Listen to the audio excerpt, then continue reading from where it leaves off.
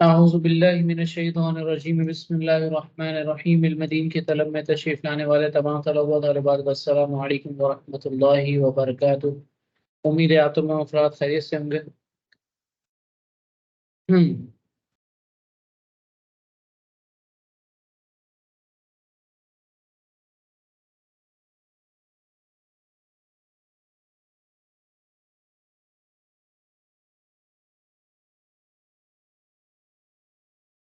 امید ہے آپ تمام افراد خیریت سے ہوں گے اور موسم کو بہت اچھی طرح سے انجوائے کر رہے ہوں گے۔ وائی ڈونٹ نو آپ کیا موسم چل رہا ہے۔ میرے یہاں تو سخت شدید قسم کے بادل اور گڑگڑاہٹ کے ساتھ بارش بھی چل رہی ہے ساتھ ساتھ مختلف وقتوں میں۔ ابھی آئی ڈونٹ نو ہو رہی ہے کہ نہیں ہو رہی، مگر ابھی موسم بہت خوبصورت ہوا ہے۔ خیر، ہم آتے ہیں اپنے خوبصورت موسم کے اندر خوبصورت ٹاپک پڑھنے پر۔ اللہ کے فضل و کرم سے ہم نے 92 آیت تک مکمل کر لیا۔ آج انشاءاللہ اس آیت پر کلام ہوگا جس کا میں نے کل آخری میں ذکر کیا تھا کہ اللہ تبارک و تعالیٰ نے اس آیت میں فرمایا کہ جب حضرت یوسف علیہ السلام کے بھائی ان کو پہچان گئے اور سارے معاملات ہو گئے، اس کے بعد پھر جب حال احوال پوچھا گیا اور انہوں نے اپنے والد صاحب کا حال پوچھا حضرت یوسف علیہ السلام نے، تو ان کے بھائیوں نے بتایا کہ آپ کے غم میں رو رو کر ان کی بینائی چلی گئی۔ یاد ہوگا میں نے آپ کو اسپیشلی ایک چیز مینشن کی تھی پچھلی آیتوں میں کہ یہ چیز ضرور یاد رکھیے گا کہ آپ کو آگے سمجھ میں آئے گی۔ پھر ہوا یہ کہ جب حضرت یوسف علیہ السلام کو پتہ لگا تو آپ نے اپنی قمیض مبارک دی اور فرمایا کہ ان کو میرے والد صاحب کے چہرے پر ڈال دیجئے تو انشاءاللہ ان کی بینائی واپسی آ جائے گی۔ یہی چیز اللہ تبارک و تعالیٰ نے اس آیت مبارک میں فرمائی ہے۔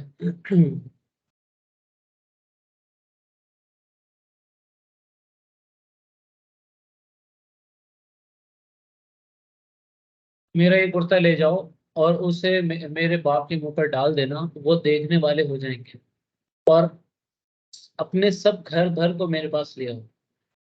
اس پر مفسرین بیان فرماتے ہیں کہ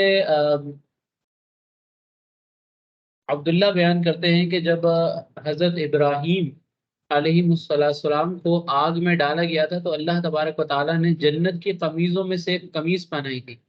حضرت ابراہیم نے یہ قمیض حضرت اسحاق کو پہنائی، حضرت اسحاق نے وہ قمیض حضرت یعقوب کو پہنائی، اور حضرت یعقوب نے وہ قمیض حضرت یوسف کو پہنائی۔ پھر انہوں نے اس قمیض کو لپیٹ کر ایک چاندی کی نلکی میں رکھ دیا اور اس کو حضرت یوسف کے گلے میں ڈال دیا۔ جس وقت حضرت یوسف کو کنویں میں ڈالا گیا تھا اور جب ان کو قید میں رکھا گیا تھا اور جس وقت ان کے پاس ان کے بھائی آئے، ان تمام اوقات میں نلکی ان کے گلے میں تھی، اور اس وقت حضرت یوسف نے اس نلکی سے یہ قمیض نکال کر بھائیوں کے حوالے کی اور کہا میری اس قمیض کو میرے باپ کے چہرے پر ڈال دو،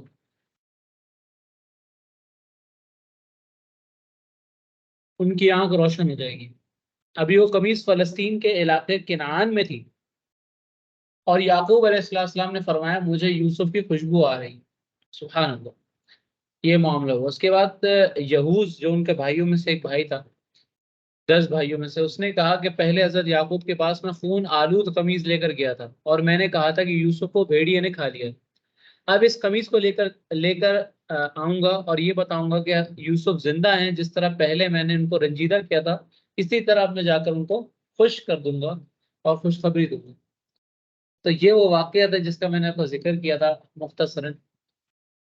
اب یہاں سے ایک بات سمجھنے کی ہے، قمیض سے شفا ہونا نہ قمیض خدا ہے، ٹھیک ہے، اور نہ ہی جو ہے وہ اللہ تبارک و تعالیٰ سے کوئی چیز بڑی ہے، ٹھیک ہے، قمیض ہے، غیر خدا ہے۔ اب غیر خدا سے استمداد حاصل کرنا، ٹھیک ہے، غیر اللہ سے استمداد حاصل کرنا جائز ہے، اور اس کا اللہ تبارک و تعالیٰ ذکر فرما رہا ہے۔ اور ایک قمیض سے شفا ہونا، یہ بھی ایک چیز ہے کہ مطلب کسی چیز سے صرف شفا ہو رہی ہے۔ تو اس کے حوالے سے مفسرین یہاں لے کے آتے ہیں کہ ہمارے نبی صلی اللہ علیہ وسلم کے کپڑوں اور آپ کے بالوں سے بیماریاں دور ہو، بیماریوں کا شفا یاب ہونا اور دیگر برکات کا ثبوت احادیث میں ملتا ہے۔ جیسا کہ حضرت اسما رضی اللہ تعالی عنہ کے آزاد کردہ غلام عبداللہ بیان کرتے ہیں کہ میں نے حضرت اسما کو بتایا کہ حضرت عبداللہ بن عمر مطلقاً ریشم کو حرام کہتے ہیں. تو انہوں نے کہا یہ رسول اللہ صلی اللہ علیہ وسلم کا جبہ ہے. انہوں نے ایک تیالیہ کسانی جبہ نکالا جس میں ریشم کے پیوند لگے ہوئے تھے، اور اس کے سامنے اور پیچھے کے چاک پر یا آستینوں پر ریشم کے بیل بوٹیاں بنی ہوئی تھی. حضرت اسما نے کہا یہ جبہ حضرت عائشہ رضی اللہ تعالیٰ عنہ کے پاس تھا. جب وہ فوت ہو گئی تو میں نے اس پر قبضہ کر لیا. نبی صلی اللہ علیہ وسلم اس کو پہنا کرتے تھے. ہم بیماریوں کے لیے اس کو دھوتے اور اس کے غسال یعنی کہ اس کو دھونے کے بعد جو پانی سے نکلتا، اس کو دھونے کے بعد ان کے لیے شفا یعنی کہ جو اس کا پانی تھا اس سے جو ہے وہ کیا کرتے تھے، شفا طلب کی جاتی تھی. یہ صحیح مسلم کی روایت ہے. یعنی کہ آپ صلی اللہ علیہ وسلم کو جبہ تھا جس میں مختلف مقامات پر کچھ ریشم کا کام ہوا تھا. مطلقاً ریشم کا جبہ نہیں تھا، اور کچھ جگہ پہ سلائی تانے بانے جو ہوتے ہیں نا وہ، تو یہ جو ہے وہ اس پہ کام ہوا تھا. اور یہ خاص حضور صلی اللہ علیہ وسلم اس کو زیب تن فرمایا کرتے تھے. اور اس سے جو ہے وہ فرماتی ہے کہ ہم اس کو دھوتے تھے، اس کے غسال سے جو ہے ہمیں شفا طلب کی جاتی ہے. اسی طرح علامہ شہاب الدین احمد فرماتے ہیں کہ ہم آپ کے جبے کو دھو کر اس کا دھون بیماریوں کو پلاتے، یعنی کہ جو بیمار ہوتا اس کو پلاتے تھے اور ان کے بدنوں پر ملتے تھے، اور رسول اللہ صلی اللہ علیہ وسلم کے آثار سے برکت حاصل کرتے تھے. تو رسول اللہ صلی اللہ علیہ وسلم کی برکت سے اللہ تعالیٰ بیماری کو بیمار کو شفا عطا فرما دیتا ہے. سبحان اللہ. اسی طرح قاضی ایاز بن موسیٰ فرماتے ہیں کہ ابو القاسم بن میمون بیان کرتے ہیں کہ ہمارے پاس نبی صلی اللہ علیہ وسلم کے پیالوں میں سے ایک پیالہ تھا. ہم بیماریوں کے لیے اس میں پانی ڈالتے تھے اور اس سے شفا حاصل کرتے تھے. اسی طرح علامہ خفاجی نے لکھا بیمار اس پیالے میں پانی ڈال کر پیتے تھے اور شفا طلب کرتے تھے، اور اس کو پینے سے آپ کے آثار کی برکت سے اس کو شفا حاصل ہو جاتی. اسی طرح عثمان بن عبداللہ یہ بیان کرتے ہیں کہ میرے گھر والوں نے ایک برتن میں پانی ڈال کر مجھے حضرت ام سلمہ رضی اللہ تعالیٰ عنہ کے پاس بھیجا. اسرائیل نے تین انگلیوں کو ملایا، یعنی وہ چاندی سے ملائم کی ہوئی ایک چھوٹی سی ڈبیا تھی، 3 انگلیاں جتنی. اس میں نبی صلی اللہ علیہ وسلم کے مبارک بالوں میں سے کچھ بال تھے. جب کسی انسان کو نظر لگ جاتی یا اس کو اور کوئی بیماری ہو جاتی تو وہ آپ کے پاس ایک برتن بھیج دیتا. میں نے گھنٹی کی شکل کی ایک ڈبیا دیکھی، اس میں سرخ رنگ کے بال تھے، یعنی کہ اس سے شفا حاصل کیا کرتا. اب یہ وہ ساری احادیث لے کے آ رہے ہیں یہاں پر کہ جو آپ صلی اللہ علیہ وآلہ وسلم کے ذریعے سے اور آپ صلی اللہ علیہ وسلم کے آثار سے جو برکتیں حاصل کی جاتی تھی، شفا حاصل کی جاتی تھی، اس کو یہاں پر کوٹ کر رہے ہیں. اسی طرح اس حدیث سے مراد ہے کہ جو شخص بیمار ہو جاتا ہے، حضرت ام سلمہ رضی اللہ تعالیٰ عنہ کے پاس ایک برتن بھیجتا، وہ اس برتن میں نبی صلی اللہ علیہ وسلم کے ان مبارک بالوں کو رکھتی، پھر اس برتن میں پانی ڈالتی اور ان کا دھون اس بیماری کو پلا دیتی، یا وہ آدمی شفا طلب کرنے کے لیے اس پانی سے غسل کرتا اور اس کو اس پانی کی برکت حاصل ہو جاتی، یعنی کہ اس سے شفا ہو جاتی. یہ بال مبارک سے ہے. اسی طرح وہ جبے مبارک کی جو ہے وہ حدیث میں نے بیان کی تھی. اسی طرح عبد الحمید بن جعفر اپنے والد سے روایت کرتے ہیں کہ جنگ یرموک کے دن حضرت خالد بن ولید کی ٹوپی گم ہو گئی. حضرت خالد نے کہا اس ٹوپی کو ڈھونڈو. لوگوں کو وہ ٹوپی نہیں ملی. حضرت خالد نے پھر کہا اس ٹوپی کو تلاش کرو، تو لوگوں کو وہ ٹوپی مل گئی. وہ ایک پرانی ٹوپی تھی. حضرت خالد نے کہا کہ رسول اللہ صلی اللہ علیہ وسلم نے عمرہ کیا اور اپنا سر منڈوایا. مسلمان آپ کے بالوں کی طرف جھپٹے، میں نے آپ کے پیشانی کے بالوں کی طرف سبقت کی اور ان بالوں کو میں نے اس ٹوپی میں رکھ لیا. پھر میں جس جنگ میں بھی گیا یہ ٹوپی میرے ساتھ رہی اور مجھے فتح عطا ہوئی. یہ واقعہ میں آپ کو پہلے بھی سنا چکا ہوں، اور یہ ان کی یہ خیر الگ واقعہ، مگر ان ٹوپی کا واقعہ میں آپ کو پہلے بھی سنا چکا ہوں. تو یہ بھی ہمیں روایتوں میں ملتا ہے۔ اور اب یہ جو احادیث ہیں، یہ جو سارے آثار ہیں ذکر کیے جا رہے ہیں، اس کی وجہ کیا ہے؟ اس کو سمجھے، اس چیز کو دیکھیں۔ کبھی بھی نا بزرگوں کی باتیں اور بزرگوں کی چیزوں میں نا کوئی نقص نہیں نکالنا چاہیے۔ اسی طرح جو چیز ذہن کو نہیں سمجھ میں آتی، اس پر اعتراض وارد کرنے کے بجائے اس کی تحقیق کرنی چاہیے، اس کو سمجھنے کی کوشش کرنی چاہیے، ڈائریکٹ اعتراض نہیں کرنا چاہیے، خاص طور پہ جو چیز ہمارے بزرگوں سے وابستہ ہوں۔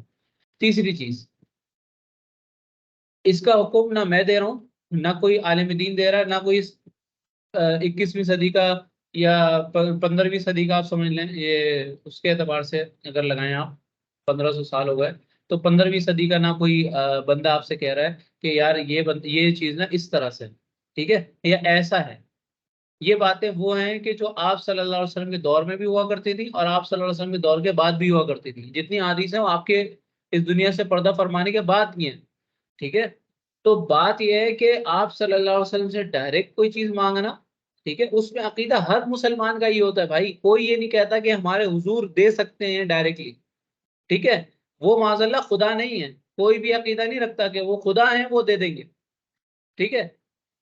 ہم کیا سمجھتے ہیں؟ ہم یہی سمجھتے ہیں کہ بھائی وہ خدا کے بندے ہیں، مگر وہ بہت مقرب ہیں، وہ اللہ کے بہت قریب ہیں، اس لیے ہم یہ عقیدہ رکھتے ہیں کہ جو آپ صلی اللہ علیہ وآلہ وسلم سے مانگے گا اس کو اللہ تبارک و تعالیٰ ضرور عطا کرے گا، اس وجہ سے کہ اللہ تبارک و تعالیٰ اپنے مقرب بندوں کی باتوں کو رائے کا نہیں جانے دیتا، اور اس کا جو ہے وہ کوئی نہ کوئی نعم البدل آپ کو ملتا ہے، یا تو آپ کو ویسی چیز مل جاتی ہے، یا اس کا کوئی نعم البدل ملتا ہے، یا وہ دعائیں آخرت کے لیے دی جاتی ہیں۔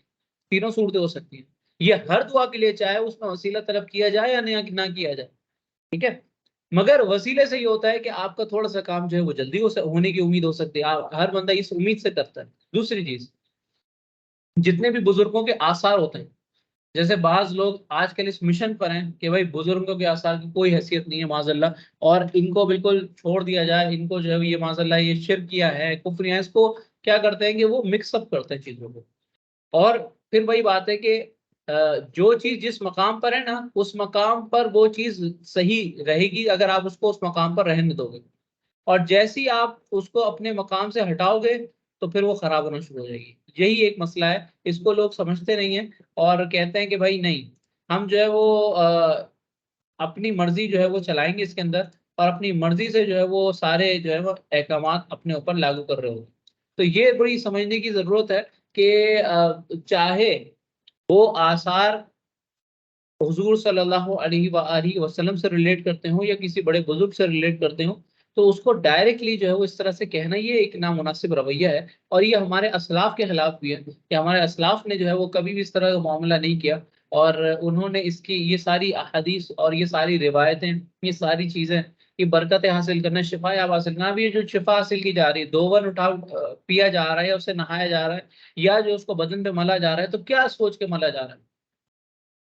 یہی سوچ کرنا کہ یہ آپ صلی اللہ علیہ وسلم سے منسلک چیز ہے، اور ہمارے نبی سے جو چیز منسلک ہے وہ چیز ہمیں فائدہ دے گی، اللہ تبارک و تعالیٰ اس میں ہمیں اس میں برکت ڈال دے گا، یہ اس کا کانسیپٹ ہے۔ اور اس میں کوئی بھی چیز شرک اور کفر نہیں ہے، نہ اس میں اللہ تعالیٰ کو شریک کیا جا رہا ہے آپ صلی اللہ علیہ وسلم کے ساتھ کہ بھائی معاذ اللہ ہم نے اللہ تبارک و تعالیٰ کے لیول پہ لے گئے حضور صلی اللہ علیہ وسلم کو، نہ معاذ اللہ اس طرح کا معاملہ ہے، ٹھیک ہے، نہ یہ کفر میں کہ اللہ تبارک و تعالیٰ کسی ایسی چیز کا ضروریات دین میں سے کسی شے کا انکار ہو، تو یہ چیز نہ شرک ہے نہ کفر ہے۔ اب آتے ہیں کہ یار یہ بدعت ہے، بھائی بدعت کس چیز کو کہتے ہیں؟ یا تو بدعت حسنہ ہوگی یا سیئہ ہوگی، نہ یہ بدعت حسنہ ہے نہ یہ سیئہ ہے۔ وجہ اس کی یہ ہے کہ آپ صلی اللہ علیہ وسلم کے دور میں بھی یہ ہوا کرتا تھا، ٹھیک ہے، حتیٰ کہ روایتوں میں آتا ہے کہ آپ صلی اللہ علیہ وسلم جب وضو فرمایا کرتے تھے تو آپ کا وضو کا پانی جو، اب ظاہر سی بات ہے انسان جب چہرہ دھوتا ہے ہاتھ دھوتا ہے پانی جو چیز نیچے گرتا ہے ایکسٹرا پانی، وہ صحابہ کرام لپٹ لیا کرتے تھے، وہ پانی کو نیچے زمین پہ گرنے نہیں دیتے تھے کوئی بوند، وہ سارا پانی لے لیا کرتے تھے اور وہ اپنے چہروں پر اپنے جسموں پر مل لیا کرتے تھے۔ اگر غلط ہوتا تو آپ صلی اللہ علیہ وسلم منع فرماتے بھائی یہ تو غسل کا پانی ہے اور میرے وضو کا پانی ہے، ٹھیک ہے، غسالہ ہے ایک طرح سے دھلا ہوا ہے، اور آپ صلی اللہ علیہ وسلم نے فرمایا کہ وضو کرنے سے ظاہری گناہ جسم پہ جو گناہ ہوتے ہیں وہ جھڑ جاتے ہیں، اور حضرت امام ابو حنیفہ رضی اللہ تعالیٰ عنہ کو اللہ تبارک و تعالیٰ نے یہ صلاحیت دی تھی کہ آپ جو شخص وضو کر رہا ہوتا تھا اور وضو کے اندر جو اس کے گناہ جھڑ رہے ہوتے تھے وہ دیکھ لیا کرتے تھے، پھر ایک ٹائم کے بعد آپ رضی اللہ تعالیٰ عنہ نے اللہ تعالیٰ سے دعا کی کہ اللہ تعالیٰ یہ صلاحیت مجھ سے سلب فرما لے، کیونکہ جو شخص آتا تھا وہ آپ کے سامنے کچھ ہوتا تھا اور آپ اس کے گناہ دیکھ چکے ہوتے تھے، تو یہ معاملہ بہت خراب ہو جاتا تھا. تو اس لیے جو ہے وہ آپ نے اللہ تعالیٰ سے دعا کی، یہ صلاحیت سلب فرما لی کہ اللہ تعالیٰ نے ان کی صلاحیت سلب کر لی، ان کو صلاحیت پھر بعد میں نہ رہی. تو بات یہ ہے کہ ایک انسان کی گناہ جھڑ رہے ہیں، ٹھیک ہے، اور وہ چیز شریعت کی نگاہ میں کیا ہوتی ہے؟ مستعمل، استعمال شدہ، ٹھیک ہے. اور اس میں کوئی چیز اگر ایسی آمیزش ہو جائے، اگر چہرے پہ کوئی چیز ایسی لگی ہو تو وہ ناپاک بھی ہو سکتی ہے کسی صورت میں. مگر آپ صلی اللہ علیہ وسلم کا یہ خاصہ ہے کہ آپ صلی اللہ علیہ وسلم کے جسم سے نکلا ہوا پانی بھی وہ بھی جو ہے وہ برکت والا ہے، اور اس سے بھی جو ہے وہ بڑی جو ہے وہ معاملات لوگوں کے حل ہو جایا کرتے تھے. اور یہ چیزیں ہیں. اسی طرح آپ صلی اللہ علیہ وسلم سے مختلف اوقات میں مختلف چیزیں ہوا کرتی تھیں کہ آپ سے آ کے کوئی کسی چیز کی مدد طلب کر رہا ہے. یہ ظاہری زندگی کی بات کر رہا ہوں، ٹھیک ہے، ابھی میں ظاہری زندگی کی بات کروں کہ آپ صلی اللہ علیہ وسلم سے آ کر مدد طلب کرنا، یہ تو بہت ساری روایتوں سے ثابت ہے. آپ صلی اللہ علیہ وسلم کے دنیا سے پردہ فرمانے کے بعد بھی آپ سے مدد طلب کرنا، یہ بھی روایتوں سے ثابت ہے. اور یہ صحابہ کرام کا طریقہ کار رہا ہے، وہ آپ صلی اللہ علیہ وسلم سے مدد طلب کیا کرتے تھے. کیوں مدد طلب کیا کرتے تھے؟ کیوں؟ سوال پیدا ہوتا ہے کہ بھائی کیا ان کو نہیں پتا تھا کہ بھائی مدد تو اللہ سے ہی مانگنی چاہیے؟ اللہ تعالیٰ نے قرآن میں جو ہے فرمایا کہ اہدنا الصراط المستقیم صراط الذین انعمت علیہم. ایک تو چیز یہ ہے کہ اللہ تعالیٰ ان لوگوں کے راستے پر چلا جن پر تو نے انعام فرمایا ہے، ٹھیک ہے.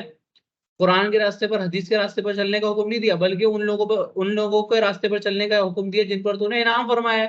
اب انعام یافتہ بندے کون ہیں؟ اٹھا کر دیکھ لیں 1500 سال میں. دوسری چیز، صحابہ کرام کے سامنے کیا چیز تھی؟ وہ آپ صلی اللہ علیہ وسلم کا عمل تھا زندگی کا، جو انہوں نے دیکھا کہ بھائی یہ ظاہری زندگی میں عمل رہا ہے تو یہ بات کبھی ہے. دوسری چیز، اس کے اندر ایک اور چیز بھی شامل ہوتی ہے کہ اللہ تبارک و تعالیٰ نے خود قرآن میں فرمایا وَلَوْ أَنَّهُمْ إِذْ ظَلَمُوا جَاءَكُمْ فَاسْتَغْفَرُوا اللَّهَ وَاسْتَغْفَرَ لَهُمُ الرَّسُولُ لَوَجَدُوا اللَّهَ تَوَّابًا رَحِيمًا. کہ جو شخص اپنی جانوں پر ظلم کر بیٹھے تو آپ صلی اللہ علیہ وسلم کی بارگاہ میں آئے اور وہاں بیٹھ کر اللہ سے دعا مانگے، ٹھیک ہے. اور کیا دعا مانگے کہ اللہ تعالیٰ بخش مغفرت فرما دے میری، اور یہ نبی بھی تمہارے لیے دعائیں بخش مغفرت کریں تو تم اللہ کو بخشنے والا مہربان پاؤ گے. کہ کون حکم دے رہا ہے؟ یہ شرک کا اگر حکم ہے معاذ اللہ تو یہ حکم اللہ دے رہا ہے. اللہ معاذ اللہ شرک کا حکم دے گا؟ خود سوچنے گا. یہ جو خود بنائی بھی باتیں ہیں اور اس کے اندر تعویلات اور تشریحات نکالی ہوئی ہیں. اب یہاں ایک پوائنٹ سمجھنے والا ہے. دیکھیں، جو دین کا اصل ہے نا، اصل دین، وہ چیز بہت ضروری ہے، اس چیز کا کوئی انکار نہیں کرتا، ٹھیک ہے. اصل دین کو قائم رکھنا، اصل دین کو فالو کرنا، یہ بہت ضروری ہے. اس کے بعد جو چیزیں آتی ہیں پھر وہ ہیں. مگر ہمارے یہاں تھوڑا سا روش، ہمارے بلکہ بہت زیادہ یہ روش بدل گئی ہے کہ جو ہمارا اصل دین ہوتا ہے نا اس کو ہم چھوڑ دیتے ہیں، ٹھیک ہے. اس کو ہم جو ہے وہ کہتے ہیں کہ نہیں بھائی اس کو ہم نہیں فالو کریں گے، مگر اس کے علاوہ جو چیزیں اس کو ہم فالو کرنے کے لیے کھڑے میں راضی، ٹھیک ہے. اس کو ہم فالو کرنے کے لیے کھڑے ہیں، ہم کہتے نہیں بھائی ہم اس کو فالو کر لیں گے مگر اس کو فالو نہیں کریں گے. یہ جو چیز ہے نا یہ بہت ضروری ہے. اب مسئلہ یہ ہے کہ جو اعتراض کرنے والے لوگ ہیں یا جو اس چیز کو مطلب برا کہنے والے ہیں یا اس کو بدعت اور گمراہی یا پھر جو ہے وہ حرام تک لے جانے والے لوگ ہیں، وہ اسی لیے کہ بھائی وہ کہتے ہیں کہ نہیں بھائی یہ تو آپ اصل دین سے ہٹ رہے ہو، اصل دین ہی کچھ اور ہے، آپ کچھ اور کر رہے ہو. بات یہ ہے کہ پہلی چیز تو نہ کسی انہوں نے صحیح طرح سے دین سیکھا، اور جو یہ کام کر رہے ہیں انہوں نے بھی دین صحیح طرح سے نہیں سیکھا. دونوں نے جو ہے وہ غلطی کی. جو لوگ اعتراض کر رہے ہیں ان لوگوں نے اس چیز کو صحیح طرح سے، اور ایک ہوتا ہے نا کہ نیوٹرل ہو کے نہیں پڑھا، چیز کو نیوٹرل ہو کے نہیں پڑھا. جب آپ نیوٹرل ہوتے ہو نا، آپ غیر جانبدار ہوتے ہو، ٹھیک ہے، کسی ایک طرف جھکاؤ نہیں ہوتا ہے تو بہت سی چیزیں کلیئر ہوتی ہیں. اور یہ بہت ضروری ہے دین کے اندر خاص طور پہ، اور ہر چیز کے اندر بھی. آپ کوئی بھی چیز بائسڈ ہو کے پڑھو گے تو اسی کے ہی تحت گھومو گے آپ، اور پھر اسی کی بات کرو. جب آپ کھلے دل سے ایک چیز کو ایکسپٹ کرو گے اور پڑھو گے تو اس کا بڑا فرق ہے اور امپیکٹ ہے، ٹھیک ہے. تو یہ وہ چیز ہے کہ جو سمجھنا ہمارے لیے بہت ضروری ہے. اب کیا ہوتا ہے کہ جو ایک عمل کر رہے ہوتے ہیں ان لوگوں نے دین سیکھا نہیں ہوتا. کیوں نہیں سیکھا ہوتا؟ وہ جاہلانہ پر میں وہ کام کر رہے ہوتے ہیں، اس کے اندر بھی بہت ساری غلطیاں کرتے ہیں، ٹھیک ہے. ایک ہے کسی کے مزار مبارک پر جانا، ٹھیک ہے، اور ایک ہے وہاں پر سجدے کرنا، یہ دو چیزیں بہت الگ ہیں. اس سجدے کرنے کا حکم نہ کسی عالم نے دیا نہ کسی مفتی نے دیا، مگر آپ یہ کہہ دو کہ بھائی مزار ہی ختم کر دو، کیونکہ وہاں یہ شرک کا اڈا بنا ہوا ہے معاذ اللہ. تو بات یہ ہے کہ اس طرح تو پھر اعتراض ہوگا کہ بھائی شادیاں بھی ختم کر دو. ٹھیک ہے، یہ کیوں؟ کیونکہ وہ بھی ایک جو ہے وہ خرافات کا اڈا بنا ہوا ہے. کیا ناچ گانے نہیں ہوتے شادیوں میں ہمارے؟ کیا بے حیائی نہیں ہوتی شادیوں میں؟ کیا بے پردگی نہیں ہوتی شادیوں میں؟ کیا الٹے سیدھے کام نہیں ہو رہے تھے شادیوں میں؟ کیا جو ہے وہ لڑکے کو اس کی جو ہے وہ سالیاں جو ہے وہ کچھ کھلا پلا یا ٹچ وغیرہ نہیں کر رہی ہوتی؟ معاملات ہوتے ہیں. تو کیا یہ خرافات کا اڈا ہے اس بنا پر شادی ختم کر دیں؟ نہیں، بلکہ شادیاں جاری رہیں، خرافات ختم کر دیں. ٹھیک ہے. اسی طرح بات یہ ہے کہ اگر کہیں کسی جگہ مسئلہ ہوتا ہے، اگر آپ کو بولا جائے کہ بھائی کسی کے اللہ تعالیٰ سب کے ساتھ معاملات عافیت کے ساتھ رکھے، کسی کے پاؤں میں پھوڑا نکلا ہے، ٹھیک ہے، اب آپ بولو گے یار پھوڑے کا علاج کرنے کے بجائے پاؤں ہی کاٹ دو، کل مندی ہوگی یا بیوقوفی ہوگی؟ سب کہیں گے بیوقوفی ہے بھائی. اللہ ایک صورت ہے کہ بھائی اس کو کینسر ہو جائے اور وہ پھوڑا آگے نقصان دے رہا ہو تو ہم کہیں گے بھی پاؤں کاٹ دو. کیوں؟ تاکہ پوری ٹانگ تو بچ جائے کم از کم. یہ ایک الگ چیز ہے. مگر یہ کہ بھائی ایک پھوڑا نکلا، ایک دانا نکلا، اس پہ بولنے پوری ٹانگی کاٹ دو، تو یہ عقل مندی تھوڑی ہے، یہ تو بیوقوفی ہے. تو بات یہ ہے کہ مزارات کا قیام کوئی ہم نے نہیں کیا، ٹھیک ہے، یہ ہم نے نہیں کیا، یہ ایک زمانے سے ہوتا آ رہا ہے. اور اس کا احترام اس کی طرف جو ہے وہ لوگوں کا رجحان ایک زمانے سے ہے. یہ کوئی 15ویں صدی کا نہیں ہے کام، یہ ابھی کا ایجاد ہونے والا. ٹھیک ہے. تو اس کے اوپر جو چیز اعتراض ہوتی ہے، جو چیز اعتراض وارد کیے جاتے ہیں، تو اس پر یہ چیز دیکھنی چاہیے کہ پرانا کون ہے، مزار کو قائم کرنے والا ہے، مزار کو ختم کرنے والا.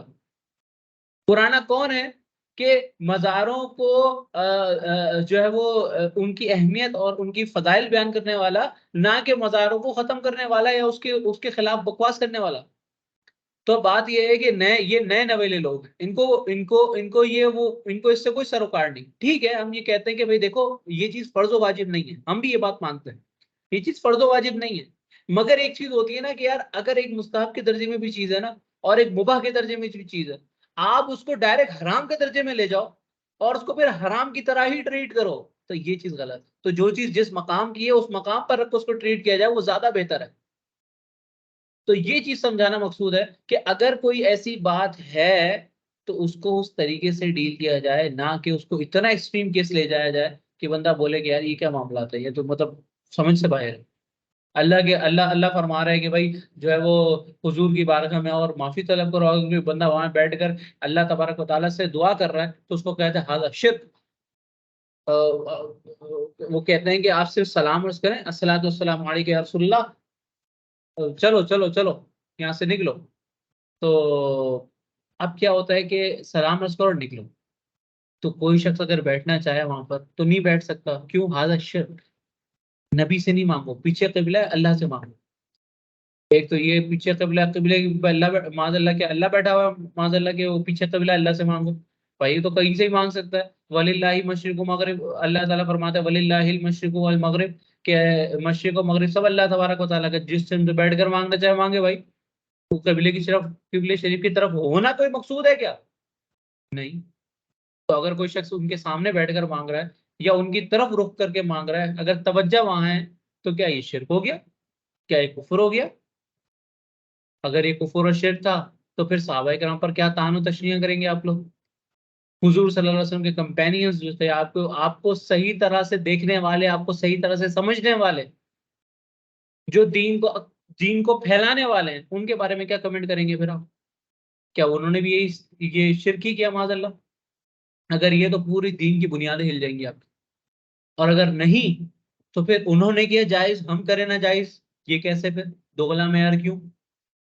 بات یہ ہے کہ اگر چیزوں کو پکڑنے جائیں گے نا تو دیکھیں دلائل ہمارے پاس بھی ہیں، بات ہم بھی کر سکتے ہیں، چیزوں کو ہم بھی کیٹر کر سکتے ہیں، اور ہم بھی ایک پراپر دلیل کے ساتھ بات کریں گے، ایسی ہواؤں میں تیر نہیں چلائیں گے. تو یہ سب کچھ سمجھانا اس لیے مقصود تھا کہ دیکھیں برکت اور اللہ تبارک و تعالیٰ کی طرف سے عنایتیں یہ سب اپنی جگہ پر موجود ہیں، اور اس سے فائدہ حاصل ہوتا ہے اور کرنے میں بھی کوئی حرج نہیں ہے، مگر ایک کانسیپٹ ضرور اپنا بنائیں، اللہ تبارک و تعالیٰ کو ہمیشہ زیادہ پریورٹی، یہ بہترین ہے عمل ہے، ٹھیک ہے؟ آپ صلی اللہ علیہ وسلم نے یہی اختیار کیا کہ آپ یہ سب یہ سمجھانا اس لیے تھا کہ ایک اعتراض ذہن میں کلیئر ہو جائے۔ اب دوسری چیز جو ہے نا جو میں اب سمجھا رہا ہوں وہ اس کی سمجھیں کہ دیکھیں ایک چیز فرض و واجب نہیں ہے نا، اگر آپ نہیں بھی کریں گے تب بھی کوئی مسئلہ نہیں ہے، تو اس چیز کو ہر مقام پر لے کے آنا ہی ضروری نہیں ہوتا ہے، احتیاط کا تقاضا بھی کہیں نہ کہیں ہوتا ہے، اور حکمت بھی کوئی چیز ہوتی ہے کہ آپ حکمتاً کوئی کام کریں، اور حکمت سے جب آپ کوئی کام کرتے ہیں نا اس کا آپ کو بھی بینیفٹ ملتا ہے اور کوئی دوسرا بھی بدزن نہیں ہوتا۔ حکمتاً بہت سارے کام کرنے پڑتے ہیں آپ کو، آپ بہت ساری چیزوں میں کمپرومائز کرتے ہو مگر حکمتاً کرتے ہو، مگر آپ جو چیز ہے جو چیز کرتے ہو برملا کرو، ایسا کوئی مسئلہ نہیں ہے۔ اگر میں انگوٹھے چومتا ہوں تو میں برملا چومتا ہوں، اگر میں نہیں چومتا میری مرضی میں نہیں چومتا، یہ کوئی فرض و واجب تو نہیں ہے نا، اگر میں کسی سنی کے درمیان بیٹھوں تو میں انگوٹھے چوموں اور اگر کسی غیر سنی کے درمیان بیٹھوں تو میں انگوٹھے نہ چوموں، ٹھیک ہے؟ اگر میں جو ہے وہ مزار کے قریب سے جاؤں تو ان کے لیے فاتحہ خوانی کروں، اور اگر جو ہے وہ کسی ایسے بندے کے ساتھ ہوں تو میں فاتحہ خوانی چھوڑ دوں، بھائی میرا عمل ہے میں کر رہا ہوں، اگر کوئی اعتراض کرے گا تو اس کے بعد اگر کوئی ویلڈ ریزن ہے تو پھر دیکھیں گے اس حوالے سے، مگر ویلڈ ریزن جب ہوگا نا جب ہمارے پاس دلائل کم ہو، انشاءاللہ دلائل کی کمی تو نہیں ہے، ہم دلائل ایسے لے کے آئیں گے کوئی بات نہیں کر سکتا۔ تو بات یہ ہے کہ ایک چیز ہے آج کے دور میں کہ بھائی اپنا چھوڑو نہیں دوسرے کو چھیڑو نہیں، یہ والا اصول بہت اچھا ہے، اس پر عمل کیا جائے، چھیڑنا نہیں ہے، ٹھیک ہے؟ جب وہ چھیڑے آپ کو تو پھر چھوڑنا نہیں ہے، یہ بات رکھیں کہ ایک تو کسی کو چھیڑنا نہیں ہے اپنا چھوڑنا نہیں، مگر جو آپ کو چھیڑے اس کو نہیں چھوڑنا، بھائی تو کیوں چھیڑ رہا؟ میں عمل کر رہا ہوں نا، یہ میری ذات کے ساتھ خاص ہے، ٹھیک ہے؟ اگر میں تبلیغ کر رہا ہوں، اگر میں آپ 4-5 لوگوں کو بتا رہا ہوں ایک چیز کو، اگر آپ 10 لوگوں 20 لوگوں میں آپ کو چیز بتا رہا ہوں، آپ کا ایک کانسیپٹ بنا رہا ہوں، ٹھیک ہے؟ تو یہ میرا معاملہ ہے نا، میں کر رہا ہوں یہ، اگر میں غلط کروں تو میں قیامت والے دن گرفت ہوگی میری، ٹھیک ہے؟ اور انشاءاللہ مجھے امید ہے میں صحیح کر رہا ہوں، تو میں وہ جو چیز میں صحیح سمجھ رہا ہوں وہ صحیح کر رہا ہوں، انشاءاللہ اللہ تعالیٰ اس میں برکت دے گا۔ تو بات یہ ہے کہ ایک ہوتا ہے علم، ایک ہوتا ہے جہالت، جہاں پر جہالت ہے اس کو ختم کرنا ضروری ہے، چاہے وہ پھر شادیاں ہوں، چاہے وہ مزارات پر حاضری ہوں، چاہے وہ عقائد اہل سنت ہوں، چاہے وہ غیر اللہ سے استمداد ہو، چاہے وہ ایکس وائی زیڈ کوئی بھی معاملہ ہو، جو چیز علم کے ساتھ ہے وہ چیز جہالت کے ساتھ نہیں ہو سکتی، ٹھیک ہے؟ علم کے ساتھ آپ بہت ساری چیزوں سے جو اس کے اندر قباحت ہے اس سے بچ سکتے ہو، مزار پہ سجدہ کرنا حرام ہے ہم مانتے ہیں، ہم کہتے ہیں مزار پہ سجدہ کرنا حرام، ہم نہیں کہتے کہ مزار پہ سجدہ کرو، اللہ تعالیٰ کے مقرب بندے کے پاس جا رہے ہو تو اس کا ادب ہے، اس کا ادب ہے کہ آپ جاؤ گے تو ایک سرٹن ڈسٹینس رکھو گے آپ، اور وہاں جاؤ ان سے جو ہے وہ ان کے لیے دعا کرو، اللہ تبارک و تعالیٰ سے دعا کرو، ان سے نہیں دعا مانگ رہے آپ، اللہ سے دعا مانگ رہے ہو کہ اللہ تبارک و تعالیٰ ان کی بخشش و مغفرت فرما، ان کو جو تو نے درجات دی اللہ تعالیٰ ہمیں بھی وہ درجات دے دے۔ یہ کس سے دعا مانگی جا رہی ہے؟ اللہ سے دعا مانگی جا رہی ہے۔ جتنی بھی عربی دعائیں وہ کس سے مانگی جاتی ہیں؟ ربنا کی جتنی دعائیں، ربنا آتنا فی الدنیا حسنۃ وفی الآخرۃ حسنۃ وقنا عذاب النار، اسی طرح جتنی بھی 40 ربنا کی دعائیں اللہ تعالیٰ نے قرآن میں نازل فرمائی، اگر وہ وہاں جا کے کھڑا ہو کے پڑھ رہا ہے تو کس سے دعا مانگ رہا ہے؟ صاحب مزار سے یا اللہ تبارک و تعالیٰ سے؟ تو سب کا جواب ہوگا بھائی اللہ تعالیٰ سے دعا مانگ رہا ہے، تو جب اللہ تعالیٰ سے دعا مانگ رہا ہے ایک شخص اور کسی خاص مقام پر کھڑا ہو کے مانگ رہا ہے تو اس میں قباحت کس چیز کی ہے؟ خاص مقام کی، یہ چیز سمجھنے کی ضرورت ہے۔ تو بھائی اللہ تعالیٰ سے دعا ہی مانگ رہے ہیں، اللہ تعالیٰ سے دعا مانگ رہے تو اس کا ادب ہے، آپ جائیں اگر کسی صاحب مزار پر تو ان کا احترام ہے، ان کا ادب ہے، سب سے زیادہ ادب حضور صلی اللہ علیہ وسلم کا ہے کہ ان کی بارگاہ میں جب جائیں تو بہت زیادہ ادب کے ساتھ، جو باب السلام بنا وہ آپ کبھی اللہ تعالیٰ آپ کو مدینہ مکہ لے کے جائیں انشاءاللہ تو وہاں پر آپ دیکھیں گے کہ باب السلام سے لوگ داخل ہوتے ہیں کیا کیا حرکتیں کر رہے ہوتے ہیں، کیا توجہ ہوتی ہے آپ صلی اللہ علیہ وسلم کی طرف؟ کیا ان کی طرف اس طرح کی توجہ ہوتی ہے جو ریکوائرڈ ہے؟ نہیں ہوتی، فلمنگ کر رہے ہیں، باتیں کر رہے ہیں، حتیٰ کہ جیسی باب السلام میں داخل، ادب یہ ہے کہ آپ درشی پڑھتے رہیں جب تک باب السلام نہ آ جائے، جب تک جو ہے آپ صلی اللہ علیہ وسلم کو مزار مبارک نہ آ جائے، اس وقت جب آپ کو مزار مبارک آ جائے سلام عرض کریں، دعائیں کریں، جب اگر موقع مل جائے وہاں کونے میں کوئی کھڑے ہونے کا، نہیں تو پھر باہر آ جائیں اس کے بعد پھر دعائیں کر لیں، تو بات یہ ہے کہ ہر چیز کا ایک ادب ہوتا ہے، ہر چیز کا ایک طریقہ کار ہوتا ہے. وہی بات ہے نا کہ ایک علم اور ایک جہالت، یہ دو چیزیں بہت ڈفرنٹ ہیں. جب جہالت ہوگی تو وہاں علم نہیں ہوگا، اور جہاں علم ہوگا وہاں جہالت نہیں ہوگی، اور جہاں علم ہوگا وہاں فائدہ ہوگا، اور جہاں جہالت ہوگی وہاں صرف نقصان. یہ میں نے صرف ایک ایگزامپل کو اس لیے رکھ کے سمجھایا کہ بڑی مشہور ایگزامپل. ٹھیک ہے، تو اس سے آپ کو سمجھنا تھوڑا آسان ہو.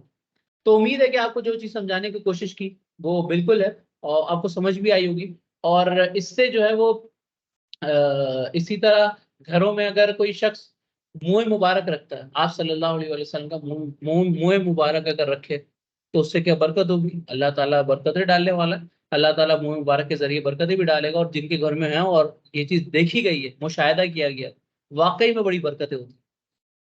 ٹھیک ہے، مگر اس کے لیے پھر آپ اپنے گھر میں وہ ماحول بھی پیدا کریں کہ جو واقعی میں ایک شریعت اور اسلام ہم سے تقاضا کرتا ہے جس چیز کا، وہ چیز بھی پیدا کریں ایک اپنے گھر کے اندر.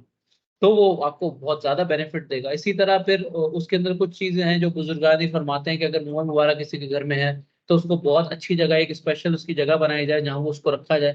اسی طرح اس کی اکثر زیارت نہ کی جائے، بڑی کم کم زیارت کی جائے، اس کی حفاظت بڑی رہتی ہے. ٹھیک ہے، جیسے بتا رہا کہ بھائی منہ مبارک گھر میں ہے تو ہر روز جا رہے زیارت کرنے کے لیے نہیں، اس کا ایک ٹائم رکھا جائے تاکہ اس کی ایک اہمیت آپ کے ذہنوں میں برقرار رہے، آپ کے بچوں کے ذہنوں میں برقرار رہے، اس کا ایک ادب.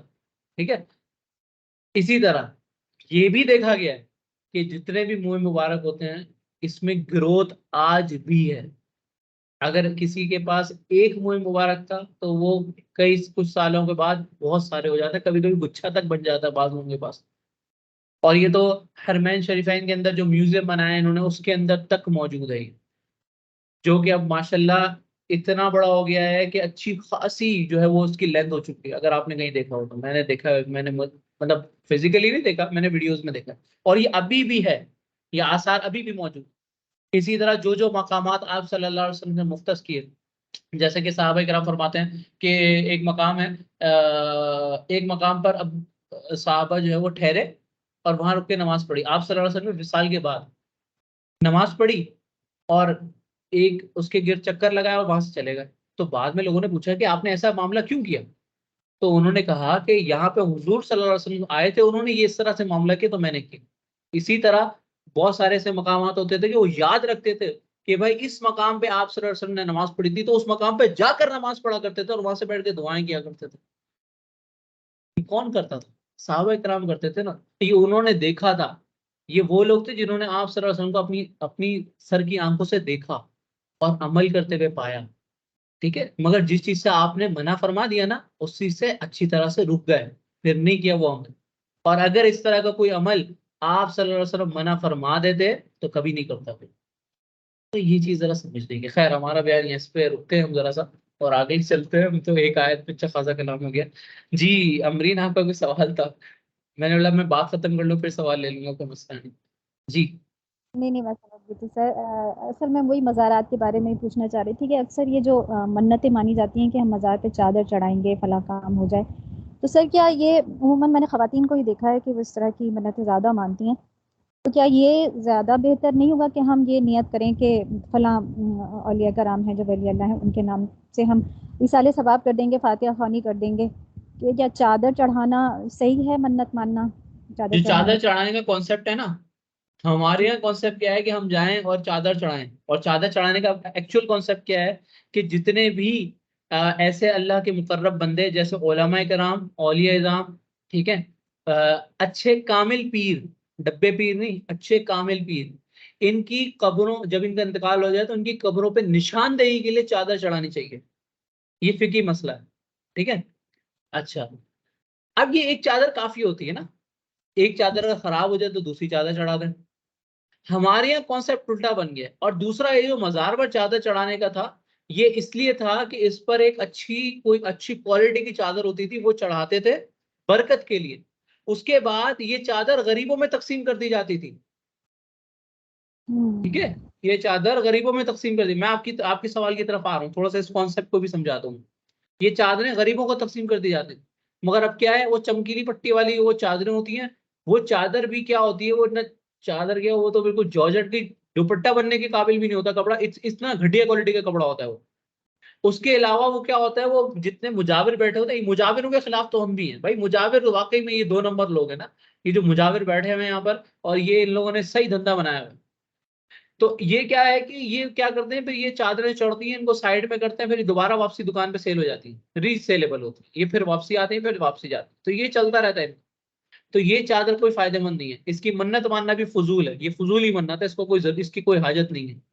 کہ ہاں عموماً اگر یہی والی منت چادریں ماننی ہے مجھے تو اللہ تبارک و تعالیٰ کے کسی ایسے فعل پر عمل، یعنی کہ جو اس نے لازم کی اس میں سے، یا اس کے علاوہ میں سے جو لازم، اس پر تو ویسی منت نہیں ہوتی، جو غیر لازم چیز ہے اس کی منت مانے، اور جو واقعی میں کانسیپٹ رکھتی ہو یا کوئی عقل میں آتی ہو وہ جو چیز منت مانی جائے، اس چیز کی کوئی منت ماننا فضول ہے، کہ میں چادر چڑھاؤں، میں چادر چڑھا کون سی بڑی چیز ہے؟ اگر منت ماننی ہے تو کسی ایسی چیز کی مانے جو واقعی میں کسی دوسرے کو صحیح فائدہ بھی دے سکے، جیسے کسی جی غریب کو کھانا کھلاؤں گی، یا کوئی جو ہے وہ کسی کو عالم دین بنانے میں مدد کروں گی، یا کسی کو فائنینشیل کوئی ضرورت ہے اس کے میں مدد کروں گی، تو یہ نہیں مانی جا سکتی؟ کوئی صحیح بات ہے نا، کہ جی وہی بات ہے کہ ایک جو ذہن کے اندر جو ہمارے بیٹھ گیا نا کنسپٹ، وہ اس چیز کو بڑی ضرورت ہے اپ گریڈ کرنے کی۔ ہم نے وہ فائلز اپ گریڈ کی ہی نہیں آج تک۔ جیسے آپ موبائل کے اندر بھی جو ہوتی ہے نا اپلیکیشنز، ان کی اپ گریڈ آتی رہتی ہے، اگر آپ لوگ روز نہیں کرتے تو کیا کریں، بہت فائدہ مند ہوتا ہے، آپ موبائل کی ہیلتھ بھی صحیح رہتی ہے، دوسرا یہ کہ اپلیکیشن جب اپڈیٹ ہوتی ہے تو وہ صحیح طرح ورک بھی کرتی ہے، ٹھیک ہے۔ تو بات یہ ہے کہ جب آپ نے وہ فائلیں اپڈیٹ کی نہیں آج تک، مطلب آپ سے مراد یہ ہے کہ ایک جنرل پبلک کی بات کروں تو وہ ظاہر سی بات ہے، غلط کانسیپٹ جب بیٹھا رہے گا تو وہ نقصان دے گا۔ جی فرمائیے۔ سر یہی میں پوچھنا چاہ رہی تھی، کیونکہ ایک خاتون سے میری بحث ہوئی تھی تو میں نے ان کو یہی سمجھایا تھا کہ کوئی ایسی منت مانیں کہ جس سے مخلوق خدا کو بھی فائدہ پہنچے، خالی چادر چڑھا لینے سے کیا ہوگا؟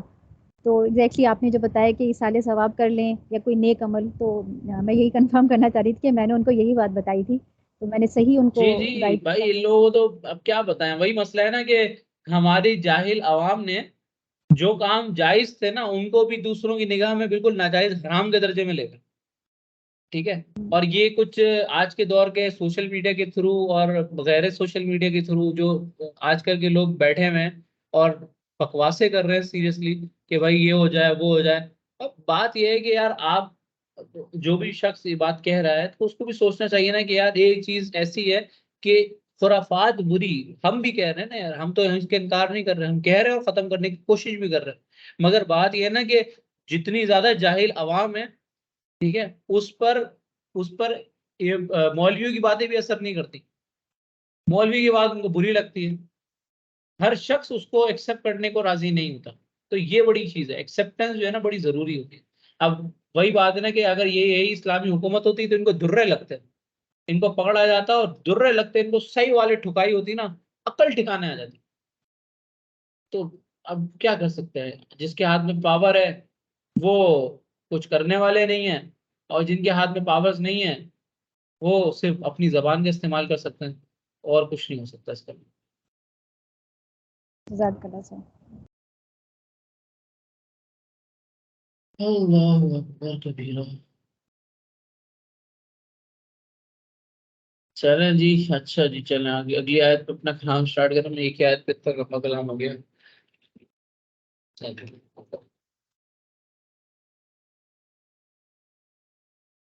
چلیں جی اگلی آیت پہ چلتے ہیں۔ تو اللہ تبارک و تعالیٰ نے اس آیت میں فرمایا تھا کہ میرا یہ حضرت یوسف علیہ السلام کا قول تھا کہ میرا یہ کرتا لے جاؤ اور اسے میرے باپ کے منہ پر ڈال دینا، اور دیکھنے والے ہو جائیں گے، وہ دیکھنے والے ہو جائیں گے، اور اپنے سب گھر بھر کو میرے پاس لے آؤ۔ تو پھر یہاں پر آپ نے دعوت دی اور کہ اپنے سب گھر بھر کو میرے پاس لے آؤ۔ اور جب قافلہ وہاں سے جدا ہوا تو ان کے باپ نے فرمایا بے شک میں یوسف کی خوشبو پا رہا ہوں، اگر تم مجھے کم سمجھ نہ کہو۔ حاضرین نے کہا اللہ کی قسم آپ اپنی اسی پرانی محبت میں گم ہیں۔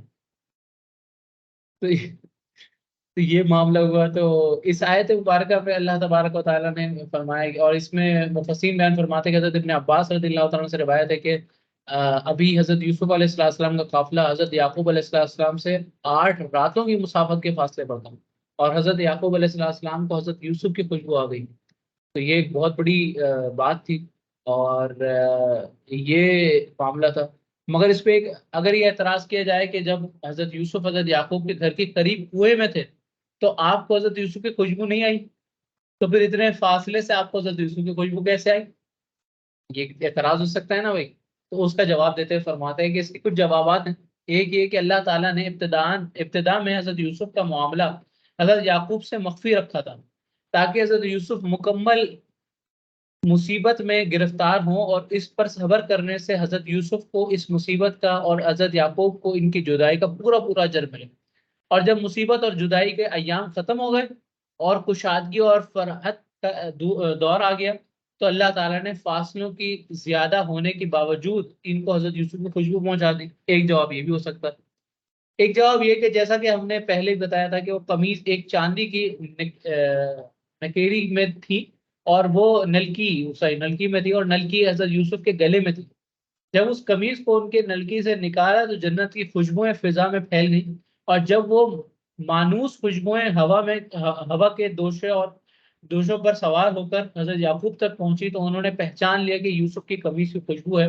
اور جب حضرت یوسف کو کنویں میں تھے تو وہ قمیص نلکی میں بند تھی، اور اس کی ہوائیں حضرت یعقوب تک نہیں پہنچی تھی۔ یہ بھی ایک جواب ہے۔ اسی طرح مشرق سے مغرب کی طرف، یعنی کہ صبا جو ہے وہ مشرق سے مغرب کی طرف چلنے والی ہوا کو کہتے ہیں، نے اللہ تعالیٰ سے اجازت طلب کی تھی کہ خوشبو خبر دینے والے سے پہلے وہ حضرت یوسف کی خوشبو حضرت یعقوب تک پہنچا دے، تو اللہ عز و جل نے اس کو اجازت دی۔ یہی وجہ ہے کہ ہر غم زدہ تک جب باد صبا کی جھونکے پہنچتے ہیں تو ان کی روح کو تازگی محسوس ہوتی ہے۔ ایک نعت کا شعر بھی ہے، باد صبا لے جا سحر، ابھی پورا یاد نہیں آ رہا، اس میں بھی یہ لفظ استعمال کیا، باد صبا کے جھونکے پہنچے تو ان کی روح کو تازگی محسوس ہوتی ہے۔ اللہ اکبر کبیرہ۔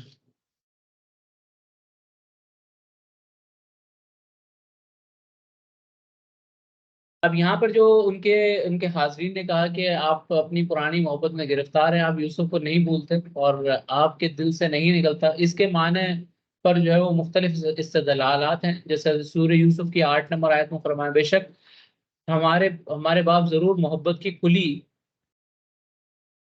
یعنی کہ جو آپ کو اس میں گرفتار آپ ان کی محبت میں بہت زیادہ تھے، بہت زیادہ محبت کرتے تھے، تو اس کا ذکر سورہ یوسف کی آیت نمبر 8 میں ذکر فرمایا تھا۔ اور اسی طرح حضرت یعقوب علیہ السلام کی یہوذ، یہ پھر معاملہ آگے چلتا ہے کہ یہوذ جو ہے وہ جب حضرت یعقوب علیہ السلام کے پاس پہنچا تو اس نے وہ قمیض آپ کے چہرے پر ڈال دی، اور آپ اس وقت بینا ہو گئے۔ آپ بہت خوش ہوئے اور آپ کا سارا غم جاتا رہا۔ آپ نے کہا، کیا میں نے تم سے نہیں کہا تھا کہ مجھے اللہ کی طرف سے ان چیزوں کا علم ہے جن کا تمہیں علم نہیں ہے؟ حضرت یعقوب کو معلوم تھا کہ حضرت یوسف کا خواب سچا ہے اور اس کی تعبیر ضرور پوری ہوئی۔ اور یہ حضرت یعقوب نے بیٹوں سے پوچھا، یوسف کس دین پر ہیں؟ انہوں نے بتایا کہ وہ دین اسلام پر ہیں۔ تب حضرت یعقوب نے کہا، اب نعمت پوری ہوگی۔ اب دیکھیں کہ حضرت یعقوب علیہ السلام کے بیٹوں نے کہا کہ اے ہمارے باپ، ہمارے گناہوں کی بخشش طلب کریں۔ انہوں نے مغفرت کا اس لیے سوال کیا کہ انہوں نے حضرت یوسف علیہ السلام پر بہت ظلم کیا تھا اور اپنے باپ کو ان کی جدائی کے رنج و غم میں مبتلا کیا تھا۔ اور جو شخص کسی مسلمان کو ایذا پہنچائے، خواہ اس کی جان میں یا اس کے مال میں، وہ ظالم ہے۔ اس پر لازم ہے کہ وہ اپنے مظالم کی تلافی کرے، اس کا جو مال چھینا ہے وہ اس کو واپسی کرے، اور جو اس کو رنج پہنچایا ہے اس کا ازالہ کرے، اور دنیا میں اس سے اپنا قصور معاف کرا لے۔ حضرت ابو ہریرہ رضی اللہ تعالیٰ عنہ بیان کرتے ہیں کہ رسول اللہ صلی اللہ علیہ وآلہ وسلم نے فرمایا، جس نے کسی کی عزت یا کسی چیز اور کسی کی عزت یا اس کی کسی اور چیز پر ظلم کیا، اس کو چاہیے کہ وہ اس ظلم کی اس دن آنے سے پہلے تلافی کر لے جس دن اس کے پاس کوئی دینار ہوگا نہ درہم ہوگا۔ اگر اس کے پاس کوئی نیک عمل ہوا تو اس کے ظلم کے برابر وہ نیک عمل لے لیا جائے گا، اور اگر اس کے پاس نیکیاں نہ ہوئی تو مظلوم کے گناہ اس کے اوپر لاد دیے جائیں گے۔ اللہ، کتنا خطرناک معاملہ ہے۔ ہمارے یہاں الٹا حساب ہوتا ہے نا اس کا۔ ہمارے یہاں الٹا حساب کیا ہوتا ہے کہ بھائی کہتا ہے بھائی کوئی مسئلہ نہیں، اور ظلم کرو اور ظلم کرو۔ اب سوچ لیں آپ حضور، ہمارے حضور کیا فرما رہے ہیں کہ عزت یا اس کی کسی چیز پر ظلم کیا. تو اب سوچیں آپ کہ ہمارے یہاں کی عزت پر بھی ہاتھ ڈال دیے جاتے ہیں، اسی طرح مال کے اعتبار سے بھی ظلم کیا جاتا ہے، غبن کر کے، ایزا دے کر. سیاست میں ہو تو سیاسی پاور کو استعمال کر کے، اگر جو ہے وہ کوئی کسی اچھے عہدے پر ہیں تو اس عہدے کو استعمال کر کے ظلم کیا جاتا ہے. اسی طرح اگر بس اوقات اپنے امپلائیز پر ظلم کیا جا رہا ہوتا ہے کہ بھائی ان کو جو ہے وہ وقت پر ان کی تنخواہ نہیں دی جاتی، ان کے کام کی جو نہ تعریف کی جاتی ہے بلکہ ان کے کام کو جو ہے وہ ضائع کر دیا جاتا ہے، اور اس طرح کے مختلف معاملات ایزا پہنچانے اس اعتبار سے. تو یہ وہ چیزیں ہیں کہ اگر اس کی دنیا میں تلافی کر لی تو ٹھیک، نہیں تو قیامت کے دن یہ معاملہ ہوا کہ ان کی نیکیاں کھینچ لی جائیں گی، یعنی کہ جو ظلم کرنے والا ہے اس سے نیکیاں لے کر جتنا ظلم جس کے لیے کیا ہے اس کے نام مال میں ڈال دی جائیں گی.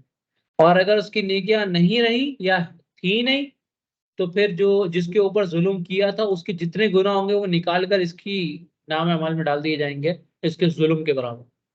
تو آپ سوچیں کہ کیسا انصاف ہوگا اور پھر انسان کہاں بچ سکے گا. کیا ہمیں پتا ہے کہ ہم کتنے نیک اعمال کرتے ہیں؟ ہم اپنا محاسبہ کریں، ہم کسی کی طرف انگلی نہیں اٹھاتے، ہر بندہ اپنا محاسبہ کرے.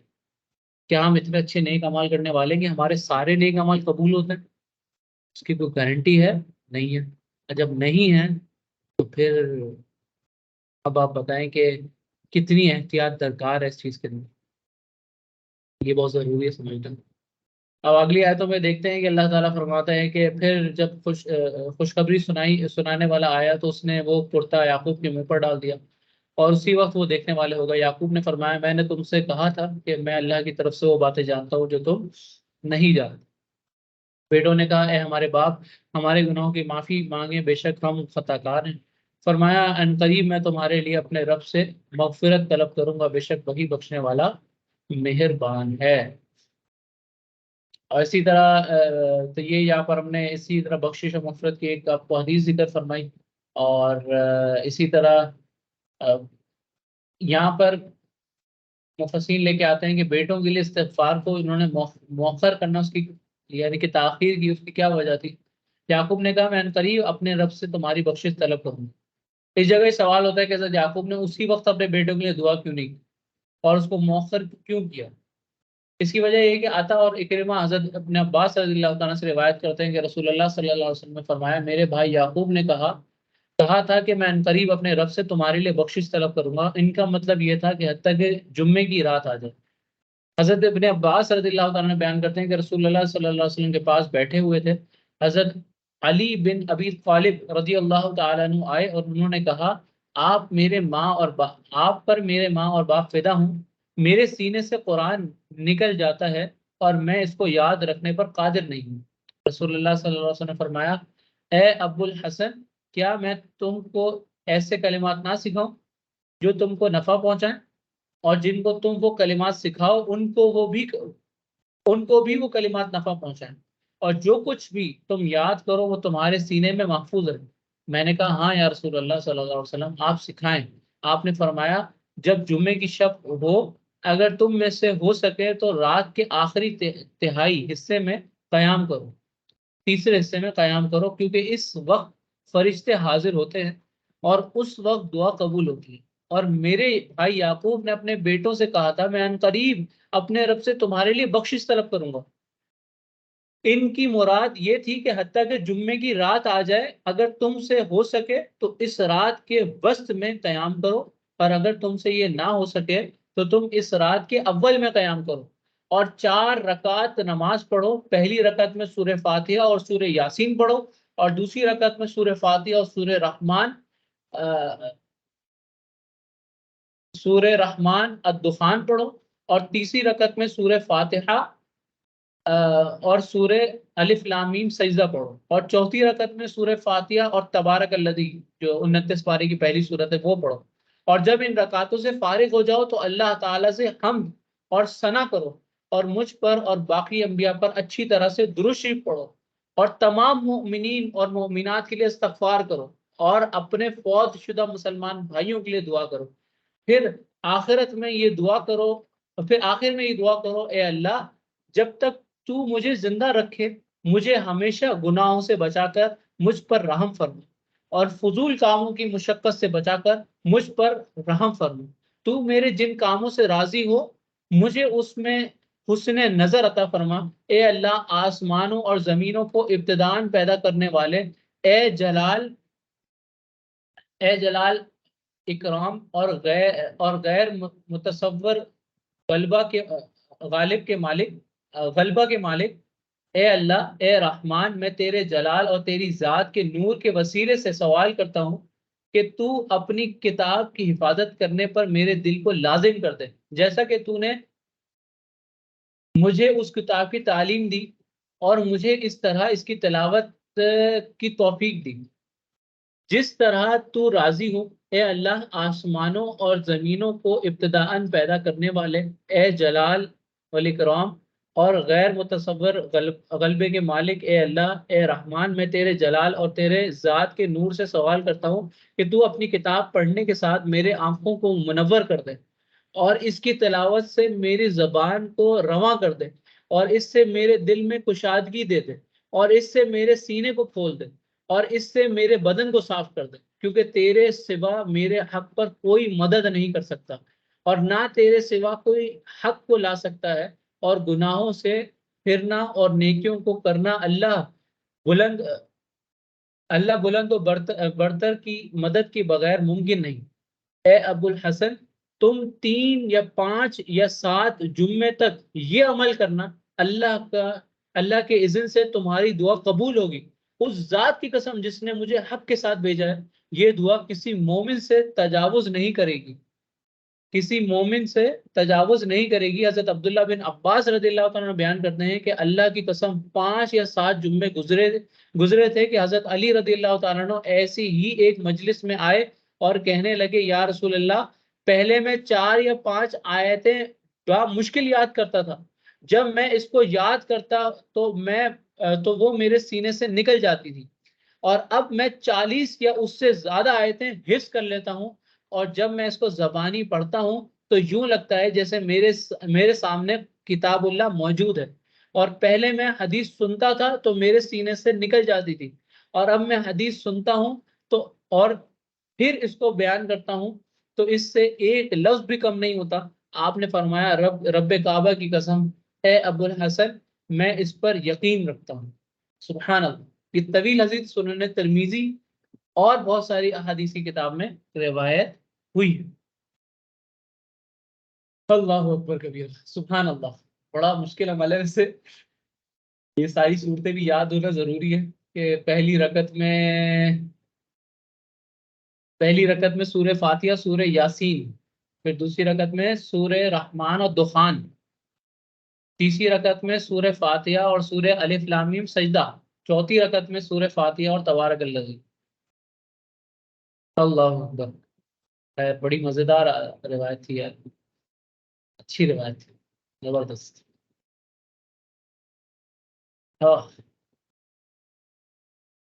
تو یہ وجوہات انہوں نے بیان کیا، اور اس پر یہ حدیث لے کے آئے کہ یہ وجہ تھی اس رات میں دعا کرنے کی، اور اسی طرح اور بھی جو ہے وہ وجوہات ذکر کی گئی ہیں۔ تو خیر، اور اگلی آیت میں فرمایا کہ پھر جب وہ سب یوسف کے پاس پہنچے تو اس نے اپنے ماں باپ کو اپنے پاس جگہ دی اور کہا، تم مصر میں داخل ہو جاؤ، اگر اللہ نے چاہا تو تم امن و امان کے ساتھ ہوگے۔ حضرت یعقوب علیہ السلام کے چہرے پر قمیض ڈالی گئی تو ان کی آنکھ روشن ہو گئی، اور انہیں بتایا گیا کہ حضرت یوسف نے ان سب کو بلایا ہے۔ پھر حضرت یعقوب اور حضرت یوسف کے بھائی مصر کی طرف روانہ ہوئے۔ جب حضرت یوسف کو یہ خبر پہنچی کہ وہ مصر کے قریب پہنچ گئے ہیں تو وہ ان کے استقبال کے لیے شہر سے باہر آئے، اور ان کے ساتھ مصر کے تمام سردار اور معزز لوگ تھے۔ حضرت یعقوب اور حضرت یوسف ایک دوسرے کے قریب پہنچے۔ اس وقت حضرت یعقوب اپنے بیٹے یہوذ کے سہارے چل رہے تھے۔ جب حضرت یعقوب نے حضرت یوسف کے ساتھ گھوڑوں پر سوار سرداروں اور معززین کو دیکھا تو یہوذ سے پوچھا، کیا یہ مصر کا بادشاہ ہے؟ اس نے کہا، نہیں، یہ آپ کا بیٹا ہے۔ جب دونوں ملنے کے قریب ہوئے تو حضرت یوسف نے سلام میں پہل کرنا چاہی تو ان کو منع کیا گیا، اور ان سے کہا گیا کہ یعقوب سلام کی ابتدا کرنے سے کے مستحق ہیں۔ تب حضرت یعقوب نے کہا، تم پر سلام ہو، اے مجھ سے رنج و غم کو دور کرنے والے۔ रबी बिन अनस ने कहा कि हज़रत याकूब अलैहिस्सलाम मिस्र गए तो उनके बेटे पोतों और पर पोतों की तादाद 72 थी। फिर जब उनकी औलाद हज़रत मूसा अलैहिस्सलाम के साथ मिस्र से निकली तो इस वक्त उनकी तादाद 6 लाख थी। यानी कि हज़रत याकूब अलैहिस्सलाम की नस्लों का जिक्र फरमा रहे हैं। तो जब ये हज़रत यूसुफ अलैहिस्सलाम के तहत मिस्र में आए थे, और जब ये हज़रत मूसा अलैहिस्सलाम का दौर आया, फिर कब्तियों और वो सारा मामला हुआ, उसके बाद जब ये निकले तो इनकी तादाद 6 लाख थी। यानी कि 72 आए थे, 6 लाख गए थे। इतना बड़ा डिफरेंस था, और काफी टाइम के बाद जाहिर सी बातें गए थे। तो ये यहाँ पर हम अपने बयान को आज इख्तिताम करते हैं यहाँ पर, और इस पर कुछ मजीद कलाम है इंशाअल्लाह। थोड़ा सस्पेंस बाकी भी रहेगा ना, और चीज़ें इंशाअल्लाह अगली क्लास में बयान करेंगे। और अल्लाह तक उम्मीद है कि ये सूरत अगली क्लास में मुकम्मल हो जाएगी, और ये वाक़या भी अगली क्लास में मुकम्मल हो जाएगा इंशाअल्लाह। अल्लाह से उम्मीद है कि अल्लाह ताला बेहतर फरमाए। बयान ख़त्म होता है यहाँ पे। किसी को कोई सवाल है तो वो कर लें, फिर अपनी क्लास को हम एंड करेंगे।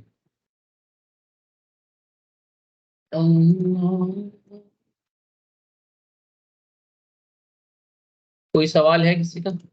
नहीं है? चलो, दुआओं की दरख्वास्त है। अस्सलामु अलैकुम व रहमतुल्लाहि व बरकातुहू।